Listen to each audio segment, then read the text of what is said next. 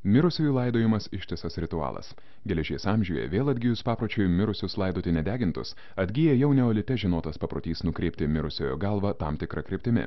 Ilgą laiką archeologams niekaip nepavyko išsiaiškinti šio reiškinio priežasties. Neseniai buvo nustatyta, kad baltąją mirusiųjų laidojimo kryptį siejo su Saule. Sakysime, Kauno apylinkėse birželio 22 dieną Saulė teka šiaurės rytuose, 44 laipsniuose. 1-2 amžių Sargėnų bendruomenės gyventojai, laidodami moterį, kaip tik ir nukreipdavo jos galvą į Saulės tekos tašką, o vyrus priešingą Saulės tekos kryptimi. Kitų kultūrų, sakysime, Nemuno žemuogio gyventojai mirusius vyrus orientuodavo į šiaurinę žvaigždę.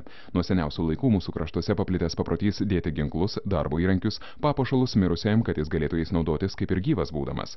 Tad geležies amžiaus kapinynuose gausu papuošalų, ginklų ir kiek mažiau darbo įrankių. Lietuvos gyventojai tik apie 16 amžiaus pirmąją pusę nustojo laikytis šio pagoniško papročio.